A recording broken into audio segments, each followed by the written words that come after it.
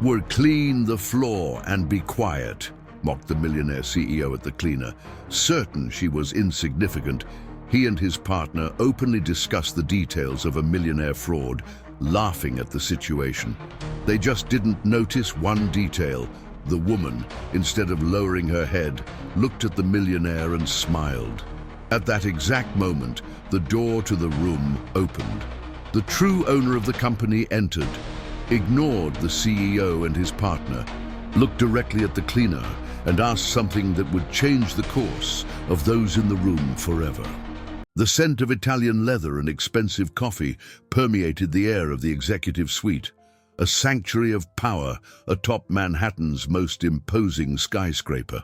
Outside, the city stretched out like a carpet of lights, but in here, the only landscape that mattered was the one on the spreadsheets open on the laptop of Julian Jules Vance, the CEO of Sterling Logistics. The screen's glow reflected in his avid, ambitious eyes. Beside him, his partner, Frank, chewed his nails, a nervous counterpoint to Jules's predatory calm. They were on the verge of consolidating a fortune that would place them in the pantheon of the country's wealthiest men. The plan was a masterpiece of financial engineering, an elegant fraud that would divert millions into secret accounts, atomizing responsibility across a conveniently absent board of directors. The capital would be reallocated, the company's assets quietly liquidated and converted into a personal cash flow that would guarantee them both a life of unimaginable luxury, a net worth that would surpass that of many small nations. They were one step away from becoming multi-millionaires. The transfers to the Caymans are programmed in a cascade, Jules said, his voice resonating with the self-confidence of a man who had never known failure. Staggered to avoid raising red flags. The profits will be astronomical. Frank wiped the sweat from his brow. And the digital signatures. Are you sure the encryption is solid? One mistake, and our entire net worth goes down the drain. Jules let out a low, condescending laugh. Relax, Frank. Every detail has been meticulously calculated. Our wealth is guaranteed. It was then that the soft sound of rubber wheels announced a discreet presence. Maria, the cleaning lady, entered the room, pushing her cleaning cart. Her movements were silent, almost reverent, as if she understood that this was a sacred space, reserved for the gods of the corporate Olympus. She didn't look up, focusing on her task with a dedication that bordered on invisibility. Frank immediately lowered his voice, his body tensing in a spasm of caution. Jules, wait. But Jules just waved dismissively, a sneer forming on his lips. He reveled in his partner's fear. It made him feel even more powerful. Don't worry about her, he said, loud enough for Maria to hear. She's probably illiterate, dumb as a post. She doesn't understand a thing about our business. He turned to her, the contempt in his gaze palpable, a weapon he used to reaffirm his superiority. Hey, you, clean the floor and keep quiet. Don't interrupt the grown-ups' conversation. The humiliation hung in the air, thick and unpleasant, but Maria didn't react. She continued her work, the mop gliding across the polished marble in a steady, hypnotic rhythm. Emboldened by her apparent submission, the two men resumed their conversation, now without the slightest restraint. They openly discussed account numbers, transfer dates, the scheme to falsify reports, and inflate stock values before selling off their positions.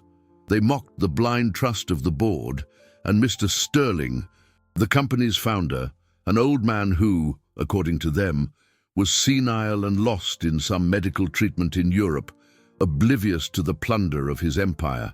They detailed how they would transform Sterling Logistics' capital into their own personal assets, mentioning investments in gold and Bitcoin as a way to launder the money.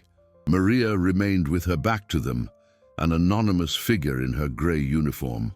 The sound of her work was the monotonous soundtrack to the unfolding conspiracy. Jules felt a wave of euphoria. Everything was perfect. The money, the power, the feeling of being untouchable. He was the master of the universe, and this insignificant woman was just part of the scenery of his glorious ascent. Then, the rhythmic movement of the mop ceased. The sudden silence was like a dissonant note in a perfect symphony. Jules and Frank fell silent, looking in her direction. Slowly, Maria turned, her eyes, once downcast and vacant, now locked onto Jules's with a piercing intensity, and then she smiled. It wasn't a smile of sympathy or subservience. It was a cold, sharp smile, like a razor's edge. A smile that seemed to know every dirty secret, every number whispered in that room. Jules's blood ran cold. That smile didn't belong on the face of a woman who was dumb as a post. It belonged to someone who knew exactly what was happening, and for one terrifying instant, the marble floor seemed to crumble beneath his feet. That cold smile was the trigger. In the next instant, the mahogany double doors of the suite burst open with a crash that echoed like thunder, shattering the atmosphere of arrogance and power. Two men in dark suits with impassive faces, FBI agents, entered like sentinels of a final judgment. Between them stood a figure Jules and Frank believed to be an ocean away, weakened and oblivious to their dealings. Mr. Abram Sterling, the patriarch of Sterling Logistics, was there in the flesh. His posture was not that of a sick man, it was that of a deep-rooted oak, his eyes blazing with an icy fury that promised devastation. The shock was so absolute that the air seemed to be sucked out of the room. Jules, who seconds before had felt like the master of the world, now stood pale, his mouth agape in a failed attempt to form a word. Frank, meanwhile, shrank in his chair like a cornered animal, sweat turning his linen collar into a damp rag. The entire fortune they planned, the whole net worth they dreamed of accumulating, turned to dust before this apparition. Mr. Sterling completely ignored the two executives, his eyes fixed on a single point, on a single person. He walked with firm, deliberate steps, not toward his desk, the throne of his empire, but toward the woman in the grey uniform. He stopped inches from her, the respect in his gaze contrasting sharply with the contempt Jules had shown her. The silence was heavy, dense, each second stretching into a torturous eternity. The woman, with unnerving calm, reached for the collar of her uniform. With a simple gesture, she lifted it, revealing a small black device, a high-sensitivity microphone, and a discreet bud in her ear, the earpiece. The reality of the situation crashed down on Jules like an avalanche. This woman wasn't invisible. She was a witness. Worse, she was the trap. Sterling's voice cut through the silence, firm and loud for everyone, living and perhaps even the ghosts in that room to hear. "Did you get everything?" Her response was immediate, her voice clear and without a hint of hesitation. The voice of someone completing a mission with surgical precision. Every word, Mr. Sterling, every account number, every detail about the stocks, every mention of the tax havens. It was as if a death sentence had been pronounced. Jules felt his legs give way, his body collapsing back into the leather chair that once represented his power. Frank let out a low groan, the pathetic sound of a man watching his entire life crumble in the blink of an eye. The wealth, the investments, the plans for a lavish life, it all dissolved. The FBI agents stepped forward, the sound of their shoes on the marble marking the end of an era. As one approached Frank, who was already offering his wrists in surrender, the other stopped beside Jules. The CEO looked up, past Sterling, the man he had betrayed, and fixed his gaze on the woman. She stared back, and on her face there was no triumph, no anger, no pleasure. There was only a deep calm, a resolution he couldn't decipher, and behind that calm there was something else, a flicker of familiarity, a shadow from a past his panicked mind was desperately trying to reach. That face, that posture. He had seen her before, in another place, another time, long before she was pushing a cleaning cart. The certainty hit him with the force of a punch. Her presence here wasn't a coincidence. It wasn't just a job. It was personal. Who was she, really?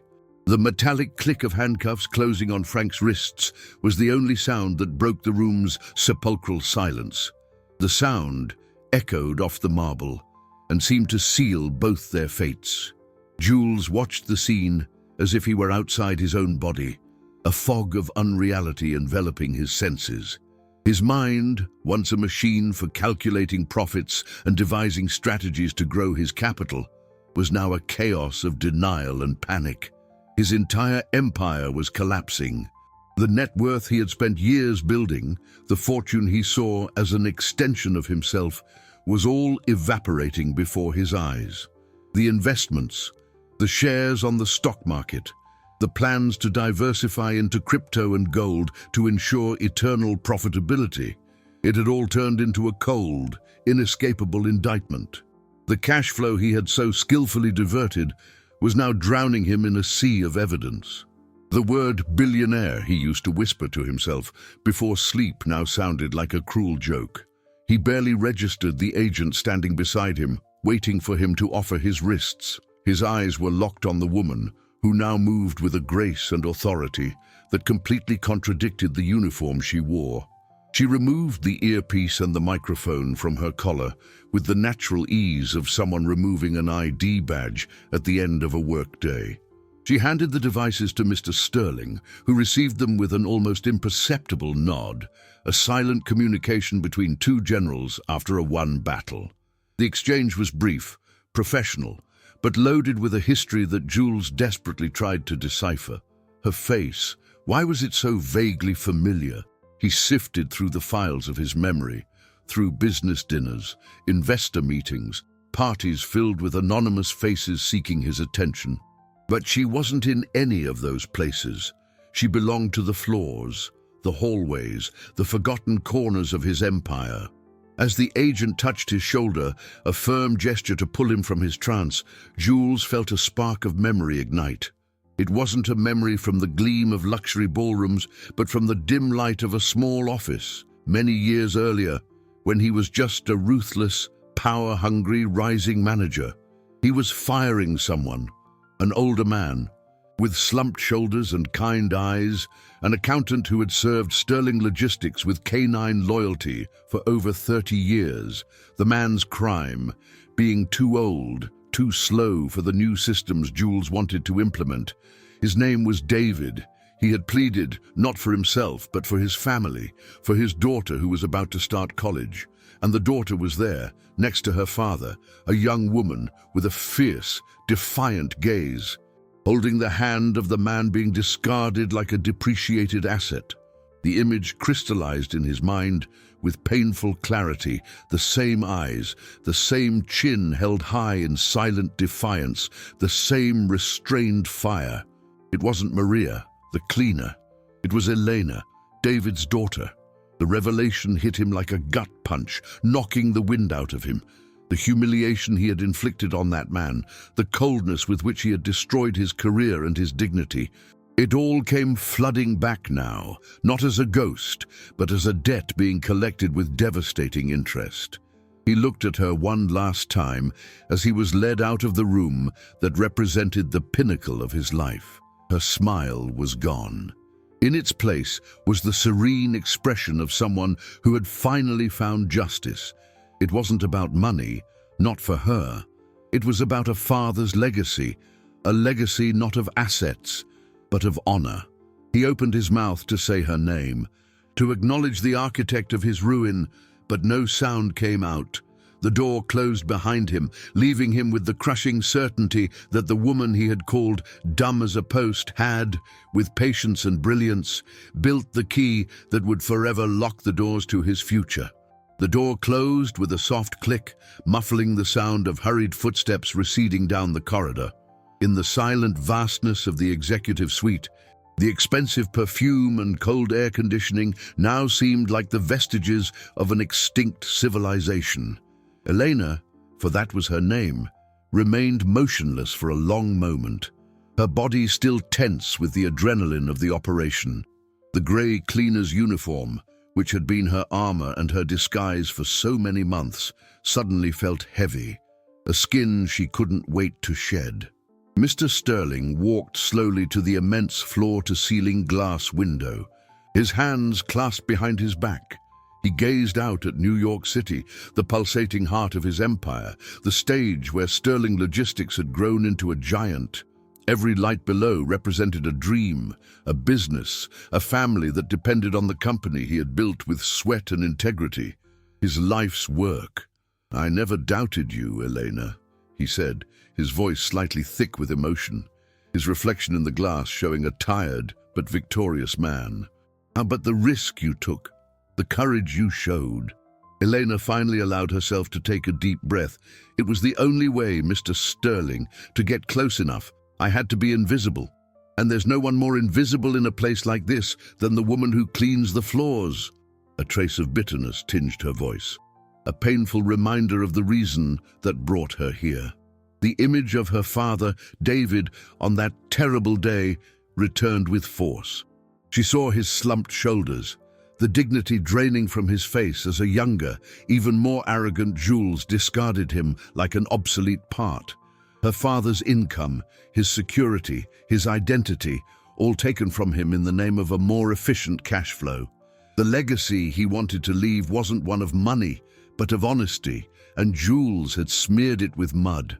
"He would be so proud of you," Sterling continued, turning to face her. His kind eyes studied her face. "When I started noticing the discrepancies in the reports, the cooked books and overvalued assets, I knew something was terribly wrong. The investments they were making, the profitability they claimed, it was all too good to be true.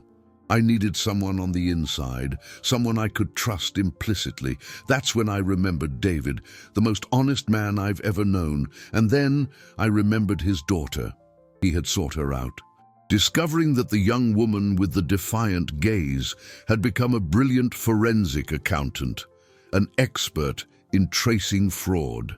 When he contacted her with his audacious proposal, she hesitated. Returning to that building, to the company that had broken her father's spirit, felt like torture. But the thirst for justice, to clear David's name and legacy, spoke louder. She accepted, not for revenge, but for righteousness. She infiltrated Sterling Logistics at the lowest rung, listening and observing, piecing together the puzzle of Jules and Frank's greed piece by piece, day by day, until she had the complete picture of the criminal operation aimed at siphoning off the company's capital for personal enrichment. "It's over," Elena whispered, more to herself than to him.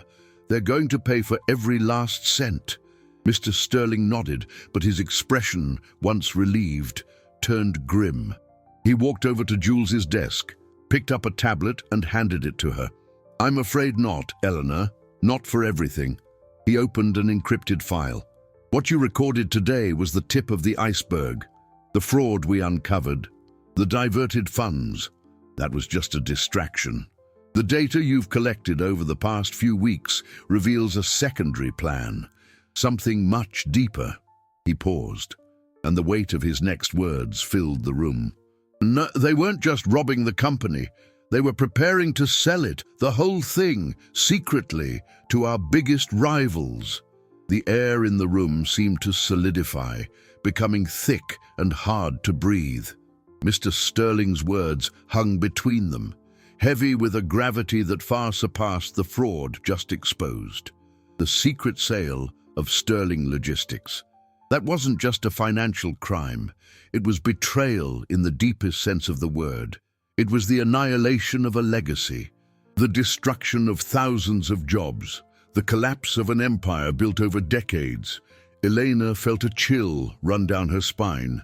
The justice she sought for her father suddenly seemed small, almost insignificant in the face of this new revelation.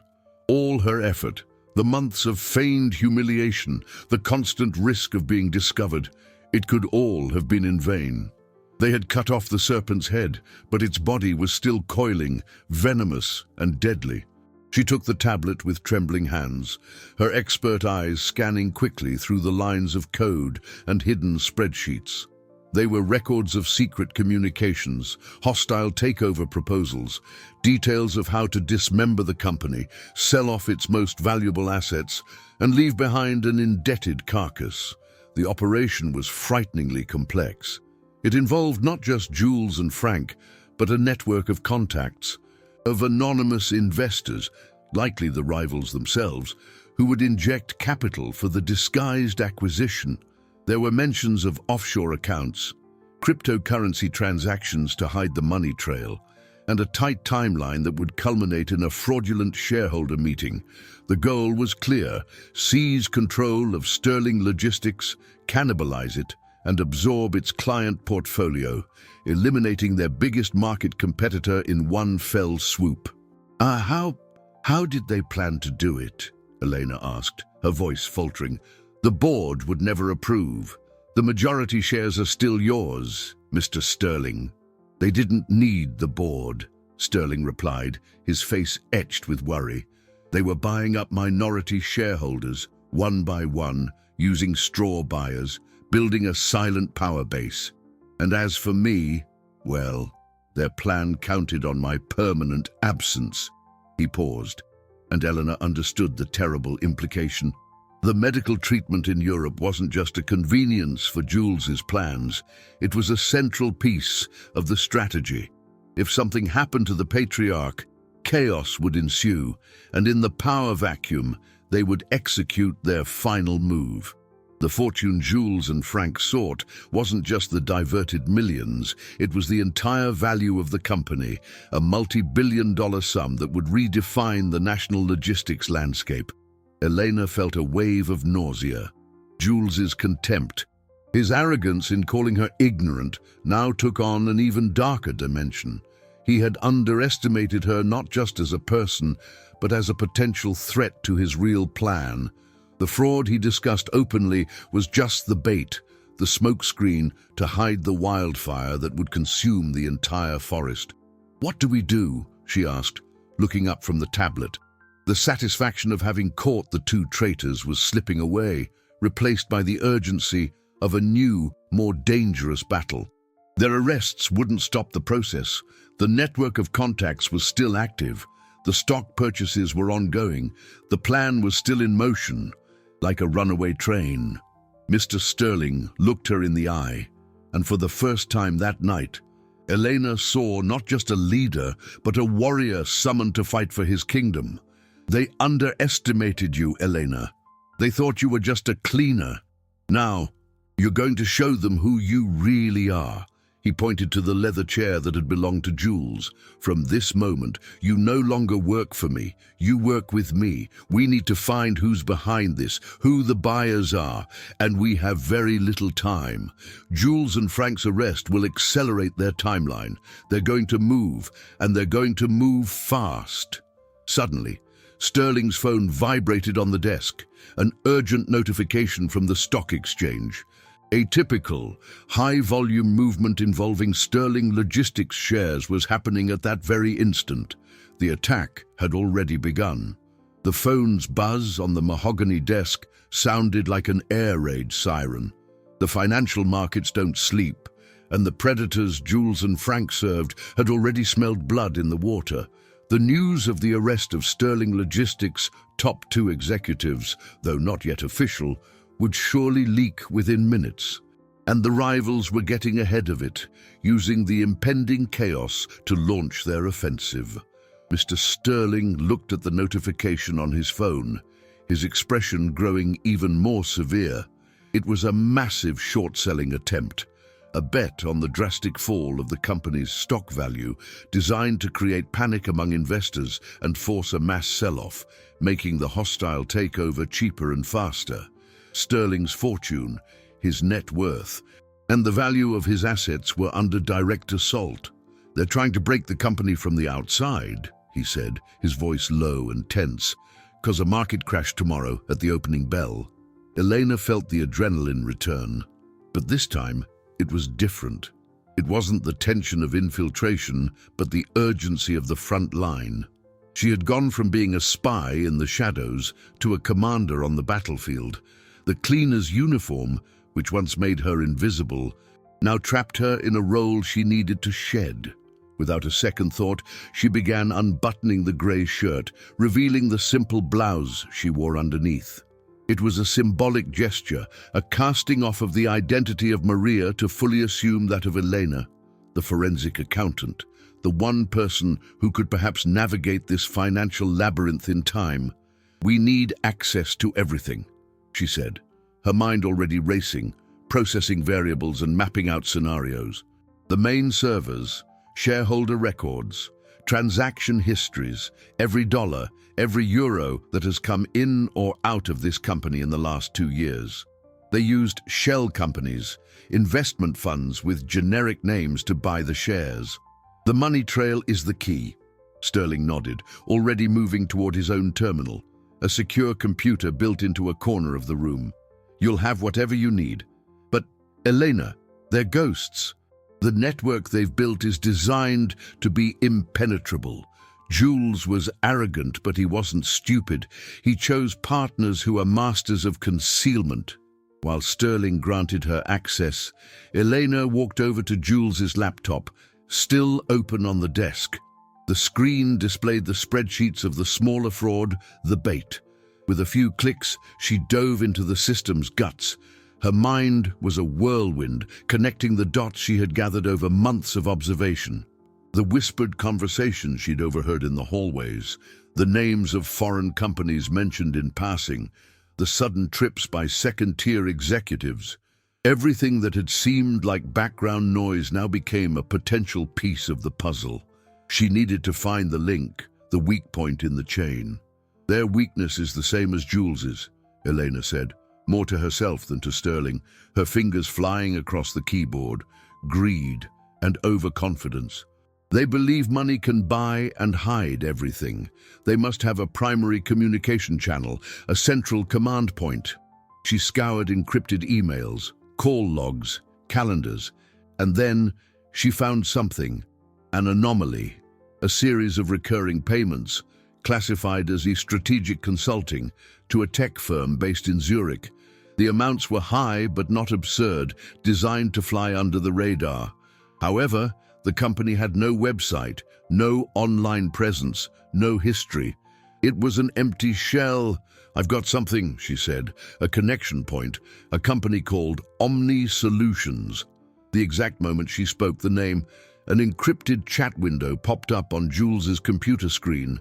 It was an automated message, likely triggered by some security algorithm that detected the CEO's arrest.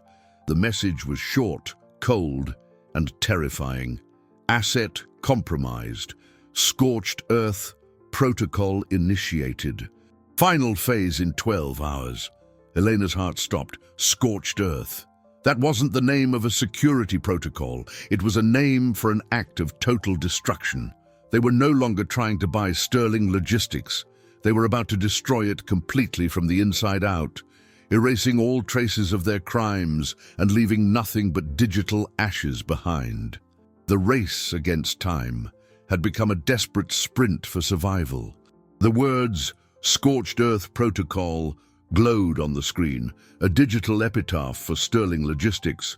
12 hours. That was the time they had, not to save the company, but to prevent its complete annihilation. The hostile takeover had morphed into a demolition plan. If the rivals couldn't have the company, no one would.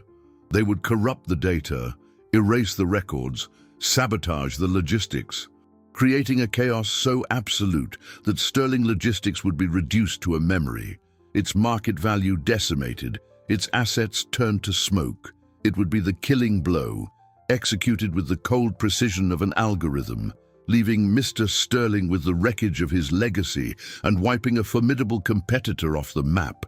A lifetime's fortune would turn to dust in less than a day. Elena felt a wave of cold, but it wasn't fear. It was an icy clarity, the calm before the storm. The initial shock gave way to a fierce determination. They're going to use a virus, a worm, something that will spread through the network and erase everything, maybe even infect our clients and suppliers' systems to maximize the damage, she said, her voice firm, her fingers already dancing across the keyboard, searching for breaches, for back doors into the system. They can't just push a button. The virus needs to be activated, probably from inside the Sterling network itself, to bypass the heaviest firewalls. Mr. Sterling, who for a moment seemed to have aged a decade, composed himself. The mention of an internal attack rekindled the warrior's fire in his eyes. "A mole," he said, the word coming out like poison. "Someone is still in here, someone with high-level access, one of our own." Suspicion poisoned the air, turning every employee, every executive, every friend into a potential enemy. The web of trust he had built over 50 years was about to be tested in the most brutal way possible. Elena's mind worked at high speed, cross-referencing information. Omni Solutions, the shell company in Zurich. It's the payment channel, but it must also be the command channel. If we find who received the payments, we find our mole. She dove into the financial records, following the money trail. The transfers were a labyrinth, passing through multiple accounts in different countries, a puzzle designed to frustrate any investigation. But Elena had an advantage. She wasn't looking from the outside in. She was in the heart of the beast. She could see the source transactions, the internal approval codes, the small digital signatures each executive left behind. While she worked, Sterling was on the phone, his voice low and urgent, summoning his small circle of trusted staff, people who had been with him for decades, whose loyalty was unquestionable. The head of IT security, the director of operations, the legal counsel. A makeshift war room was being assembled in real time, right there in the violated sanctuary of the executive suite. Minutes stretched into an hour. The sun was beginning to cast its first shy rays over New York, painting the sky in shades of orange and purple, and ironic beauty against the backdrop of imminent catastrophe. And then Elena found it, a digital signature, an approval code for the Omni Solutions payments that belonged neither to Jules nor to Frank. It was an approval from one level below, from someone with financial autonomy but who would fly under the CEO's radar, someone who controlled the technology and infrastructure budgets. Richard, Elena whispered, the name leaving her lips in near disbelief. Richard Nash, the chief technology officer, a man who had worked at Sterling Logistics for 15 years, known for his quiet competence and seemingly unshakable loyalty. He was the guardian of the company's secrets, the architect of its digital defenses, and he was the traitor. He held the keys to the kingdom. He's the only one with the level of access needed to deploy a virus like that without being detected, Sterling said, his face pale. The betrayal from someone so close was a blow even more painful than Jules's. Where is he now? The head of security, who had just entered the room, answered urgently. Richard's car tracker shows he's on his way to our main data center in the Catskills. He's not supposed to be there, not today. The plan became terrifyingly clear. Richard wasn't going to activate the virus remotely. He was going to do it at the company's physical heart, directly on the central servers, where no firewall or remote security protocol could stop him. He was going to personally ensure the destruction was absolute, and he was less than an hour away from his goal. The race against time had become a literal chase. The revelation landed in the makeshift war room like a neutron bomb, annihilating hope and leaving behind pure desperation. Richard Nash, the guardian of Sterling Logistics' digital secrets, was the Trojan horse. He wasn't just opening the gates, he was about to burn the city down from within. The data center in the Catskills wasn't just a building full of servers, it was the company's brain, heart, and soul. Stored there were client data, contracts, financial records, the operational logistics for an entire continent. To destroy that would be like erasing Sterling Logistics from existence. The company's net worth, its most valuable assets, weren't in the buildings or the trucks, but in those terabytes of information. Richard wasn't just going to execute the scorched earth protocol. He was going to commit first-degree corporate murder, and they had less than an hour to stop him. "We can't call the police," said the legal counsel as her voice tense. "Not yet. If he knows he's been discovered, he could trigger the attack early. One wrong command, and he could start wiping the backups remotely. We need to catch him in the act, red-handed." Mr. Sterling, who for a moment had seemed paralyzed by the betrayal, straightened his shoulders. The passivity of the old patriarch gave way to the calculated coldness of a general. "Helicopter, now!" he ordered his head of security. "We're going to the helipad. Elena, you're with me." The decision was instant, unquestionable. There was no time for delegation. This was a battle he had to fight personally, and he needed Elena, the only person who understood the architecture of Richard's treason, as well as the traitor himself. As they rushed through the empty corridors toward the private elevator to the helipad, Elena felt the reality of the situation settle in. Hours ago, she was Maria, the cleaner, fighting for a quiet, personal justice. Now, she was in a corporate espionage thriller, racing to prevent the destruction of a multi-billion-dollar company. She hadn't even had time to change. She still wore the uniform's slacks and a simple blouse, a stark contrast to the luxury of the executive hallways. But in her mind, she was already at the data center, visualizing the network topology, the security protocols, the possible vulnerabilities Richard could exploit. The flight to the Catskills was a blur of tension and frantic planning. Below them, New York was waking up, oblivious to the drama unfolding in the skies and on the servers. Inside the cabin, the thrum of the rotors was a backdrop to the rapid exchange of information. The head of security, in constant contact with the team on site, reported that Richard had arrived and used his emergency access credentials to enter the maximum security area, claiming a critical failure in the cooling system required his personal intervention. It was the perfect excuse. He was isolated, alone with the main servers. "He's going to try to create a cascading overload," Elena said, her voice loud over the noise. "He won't just delete the files. He'll fry the hard drives, corrupt the backups. He needs physical access for that, to disable the redundant safety systems. My team can surround the building, but we can't go in without alerting him," the security chief shouted. "We won't have to," Sterling said, his face a mask of determination. "There's a service entrance, a maintenance tunnel that only I and the original chief engineer know about. He won't be expecting that." The landing was abrupt, in a clearing some distance from the main complex. They ran through the damp morning vegetation, the cool mountain air a stark contrast to the heat of their adrenaline. Sterling, despite his age, moved with surprising agility, guiding them to a discreet metal door overgrown with foliage. The entrance to the heart of his empire. Inside, the sound was deafening, a constant hum of thousands of fans and machines at work.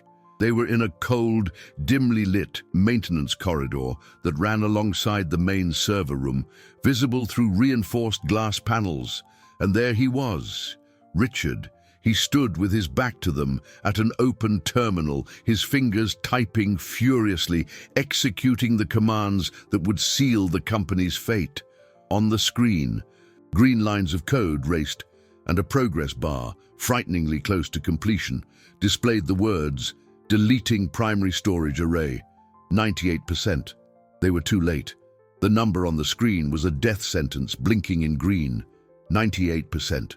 For a paralyzing instant, the hum of the servers sounded like the end of the world, a life's work, the future of thousands of employees.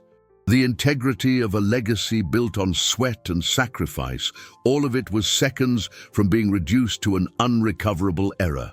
Mr. Sterling saw the number, and for a split second, the strength seemed to leave his body. But then, resignation gave way to a cold, concentrated fury. He hadn't built an empire to see it undone by a traitor in a cold room. Beside him, Elena's mind processed the scene not with panic, but with frantic analysis. Something was wrong. A deletion process of that magnitude on such a robust system should be nearly instantaneous. That slowness, that progress bar wasn't normal, unless... "He's not just deleting," she said, her voice an urgent whisper amidst the noise. "He's using a wiping algorithm, overwriting the data multiple times to make recovery impossible. That's why it's taking so long. He wants to make sure not even digital dust is left." The revelation, while terrifying, held a seed of hope. It bought them time, seconds perhaps, but in a digital battle, seconds could be an eternity. "I need a terminal. Now," Elena commanded, her eyes fixed on Richard like a predator sizing up its prey.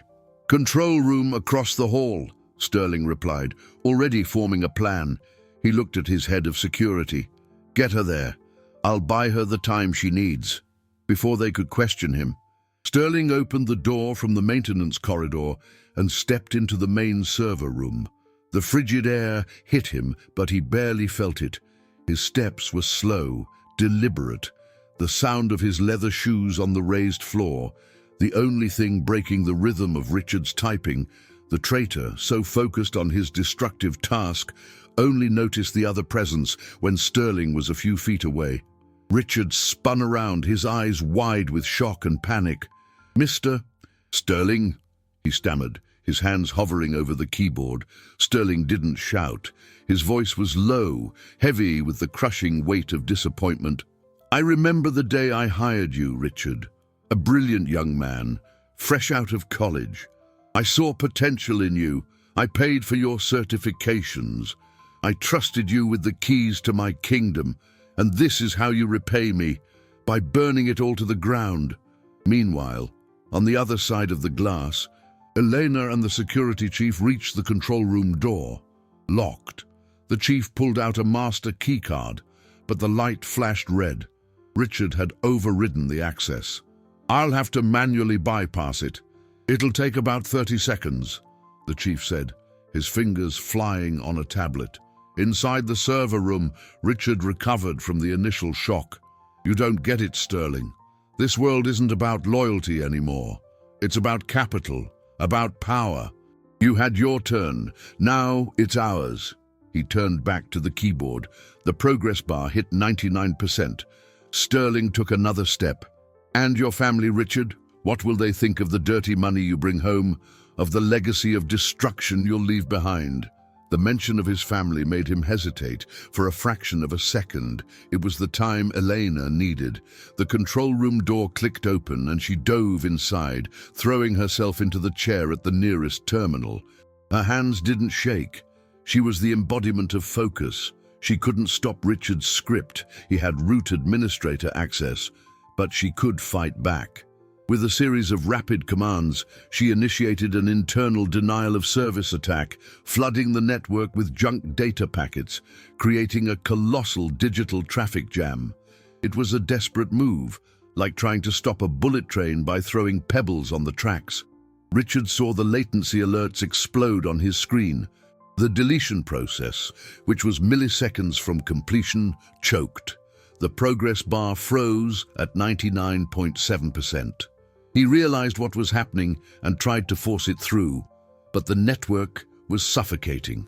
In the control room, Eleanor typed with superhuman speed, isolating critical network segments, building virtual firewalls in real time.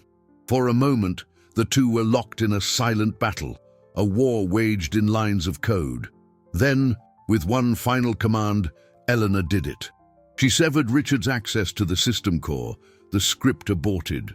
The silence that followed was louder than the hum of the servers. They had won.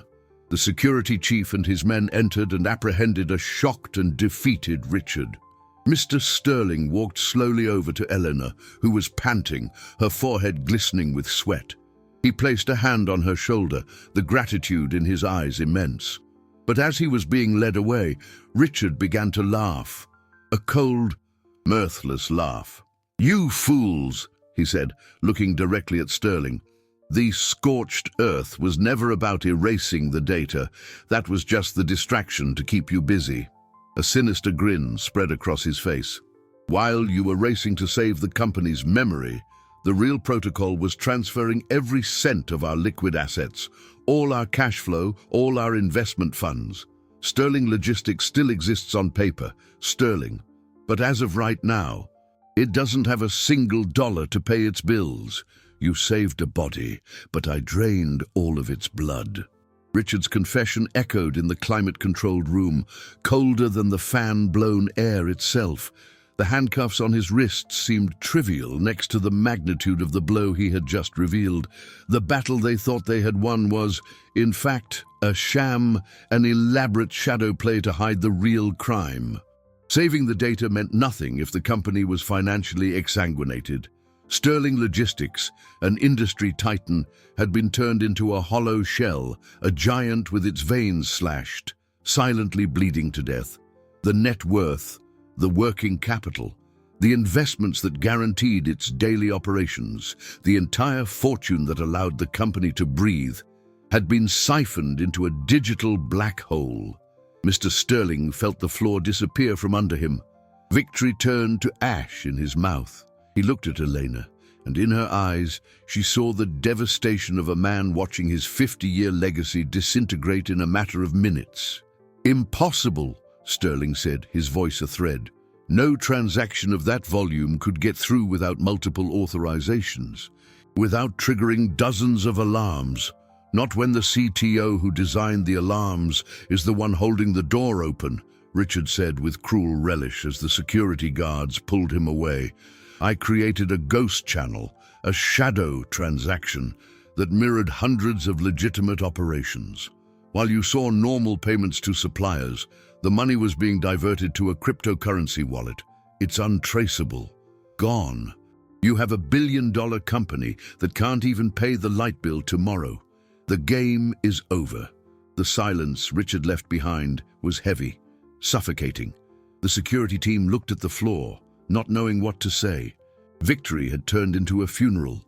The company wasn't destroyed, but it was in a medically induced coma with the machines about to be turned off. Without cash flow, Sterling Logistics would collapse in less than a week. The markets would devour it. Competitors would pick at the scraps, and bankruptcy would be the only way out. It was checkmate. Elena, however, remained at the terminal. Her shoulders were tense, but her mind refused to accept defeat. Richard's arrogance, the same arrogance as Jules's, was their greatest weakness. "Untraceable," he'd said. That word lit a spark in her mind. In the world of forensic accounting, nothing was truly untraceable, just very, very well hidden. "He's lying," she said, her voice low but vibrating with a new intensity. "Or he believes it's untraceable. Crypto isn't anonymous, it's pseudonymous. The blockchain is a public ledger. Every transaction is recorded. The challenge is connecting the wallet address to a real-world identity." Mr. Sterling looked at her, a glimmer of hope fighting against the despair. But how? There are millions of wallets. It would be like looking for a needle in a haystack the size of the universe. "He gave us the needle," Elena replied, her fingers flying across the keyboard again. "The shadow transaction. He said it mirrored legitimate operations. That means for every real payment, he created a ghost transaction of the same value. His system would need a logic, a pattern, to function without being detected." She dove back into the system logs. But this time, she wasn't looking for a virus or an unauthorized access. She was looking for an echo, for a strange symmetry in the financial records. It was a task of superhuman patience, of cross-referencing millions of lines of data in search of an almost imperceptible anomaly. The next few hours dragged on. The sun was high in the sky, and the business world went on, oblivious to the battle for survival taking place in that data center. Sterling's team brought in coffee and food that was barely touched. All eyes were on Elena, on her silhouette hunched over the glowing screen, a lone warrior fighting an invisible enemy. She seemed to be in a trance, her fingers and mind in perfect sync, navigating an ocean of data that would drown anyone else. And then she stopped. Her body went completely still. The silence in the control room was absolute. "Found it," she whispered. "The pattern. It wasn't the value, it was the time.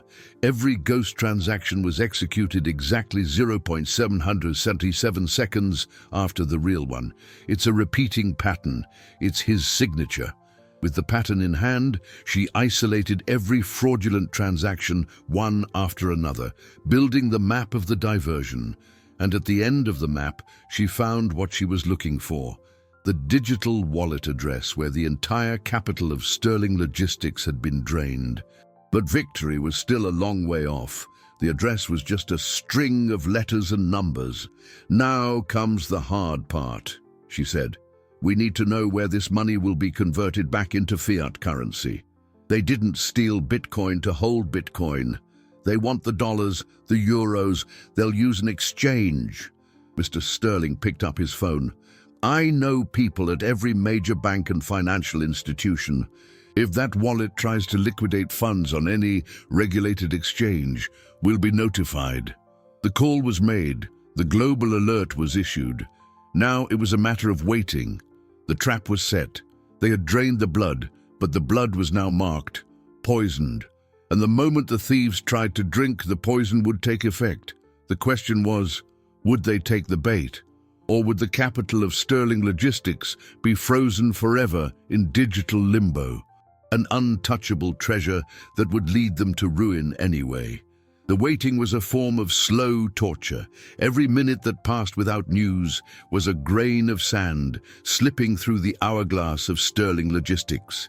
The data center, once a frantic battlefield, was now a sanctuary of tense silence. Mr. Sterling paced, his cell phone in hand like a soldier awaiting orders. Elena, exhausted but still alert, monitored the digital wallet in real time. She saw the fortune of an entire company, an astronomical number in cryptocurrency, sitting there inert. It was a dragon's hoard, vast and useless as long as it remained untouched. The money was there, visible on the blockchain, but out of reach, a ghost mocking their near bankruptcy. Without that capital, salaries wouldn't be paid, suppliers would halt deliveries, and contracts would be broken. The company was on life support, and the plug could be pulled at any moment. The news of the arrests of Jules and Franks and Richard had already spread like wildfire.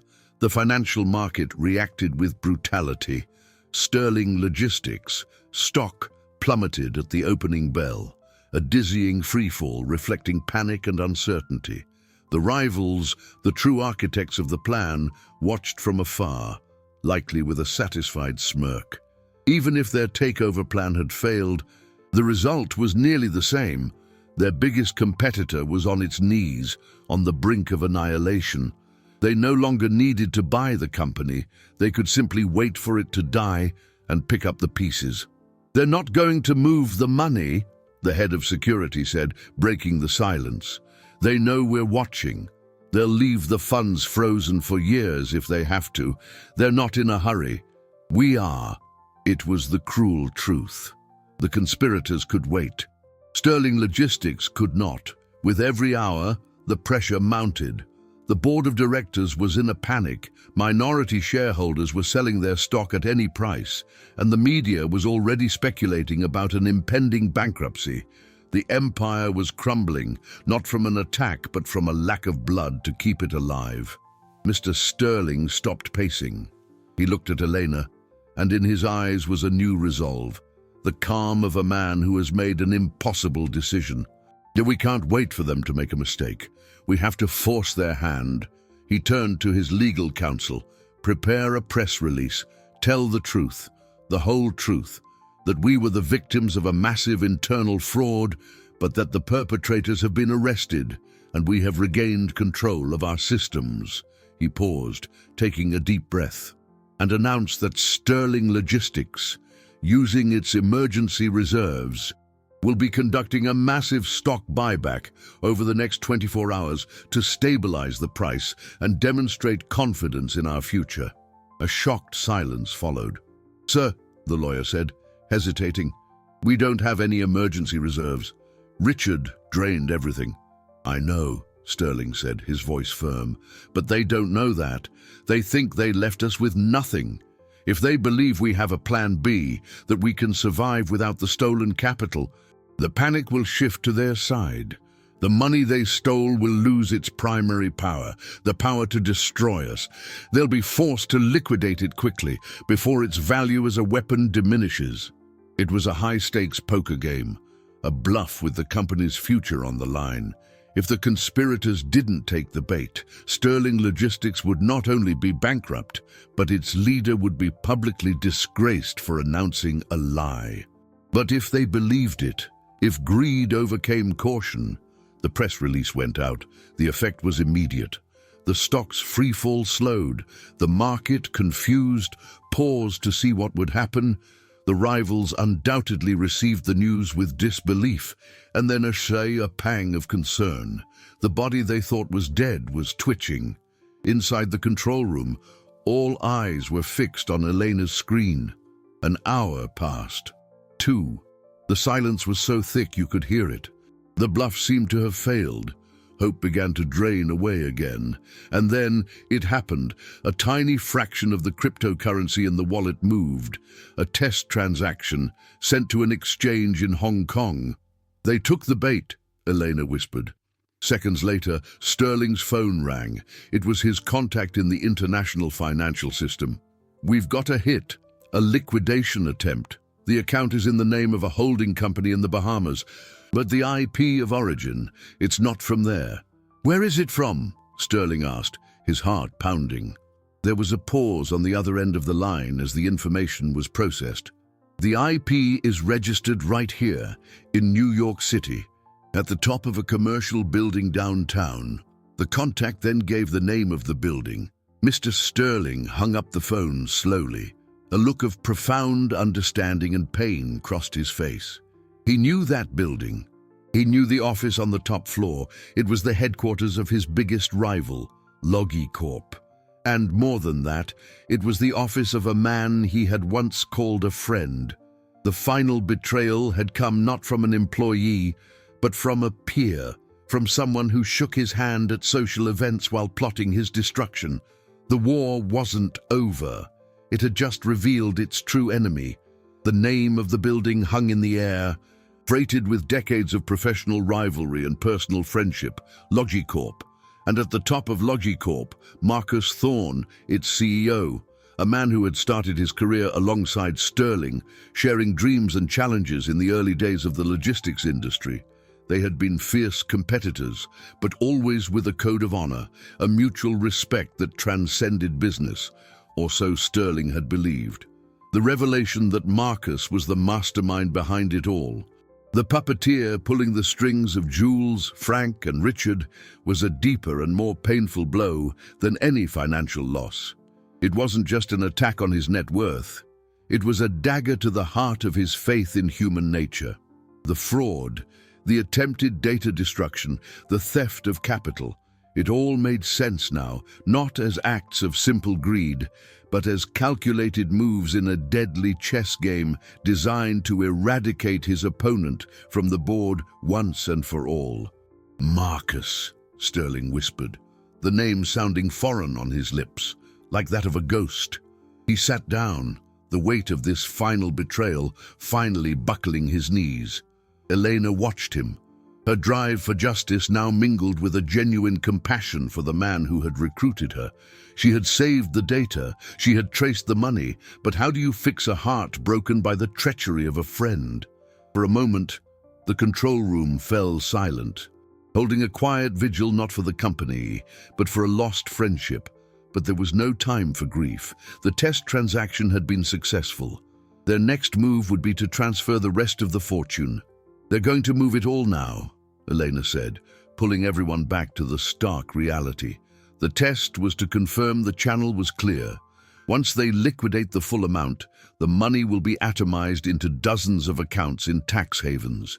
We'll have minutes, maybe seconds, to act when that happens. The head of security was already on the phone, coordinating with federal authorities. A search and seizure warrant was being issued for Logicorp's headquarters based on the IP address evidence. But bureaucracy was slow. Money moved faster than justice. "We can't wait for the warrant," Sterling said, standing up. The pain in his eyes was replaced by a glacial resolve. If they complete the transfer, the money disappears forever.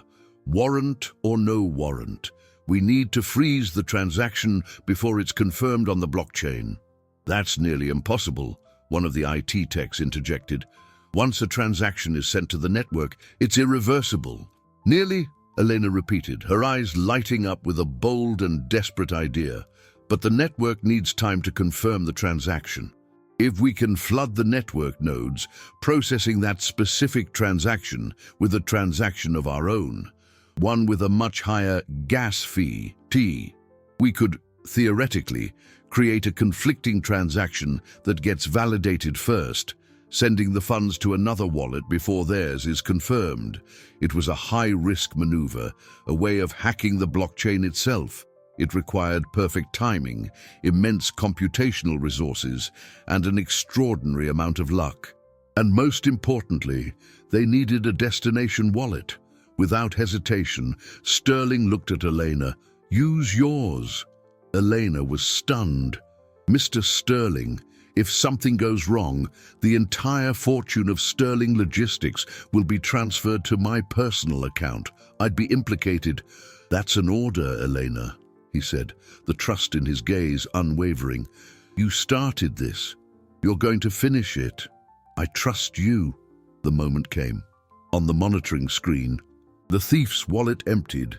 The entirety of Sterling Logistics' capital was now in transit in the digital ether. It was an all-or-nothing moment. With steady hands, Elena typed the sequence of commands she had prepared. She initiated the conflicting transaction, redirecting the stolen fortune to her own secure wallet, offering a fee to the network's miners so high it was practically irresistible. The digital war reached its climax. 2 transactions, originating from opposite sides of the world, competed for the same prize.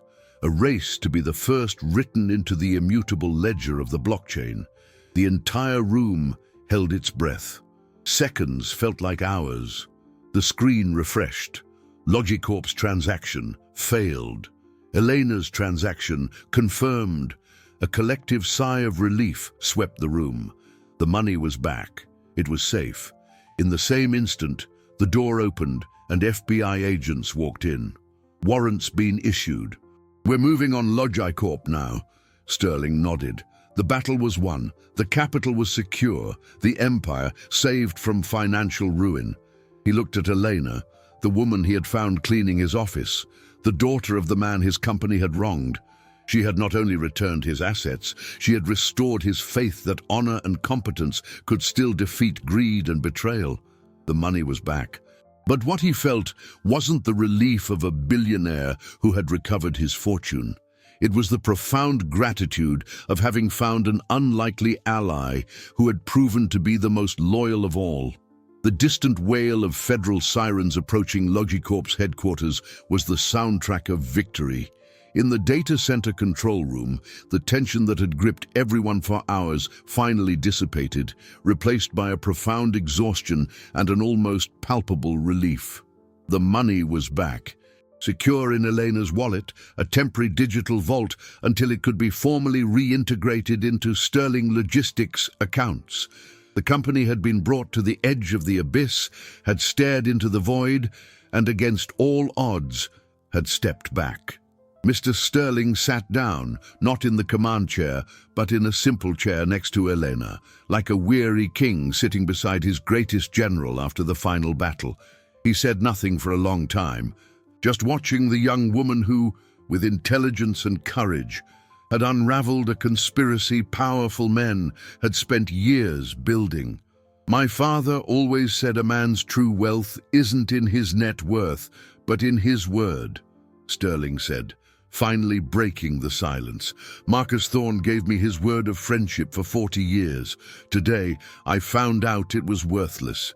You, Elena, in a matter of days, have given me more loyalty and honor than he did in a lifetime. He looked at her, and the gratitude in his eyes was more valuable than any fortune. Sterling Logistics owes you a debt that no amount of money can repay, but that doesn't mean we won't try. He stood and walked to the center of the room, addressing his small team, who watched him with respect. The war is over. We won, but the scars remain. Our reputation is damaged. Our employees are frightened. Our clients are uncertain. The work of rebuilding begins now. His eyes shone with a new energy, that of the builder, not the warrior. First order of business, Elena, transfer the funds back to our primary account.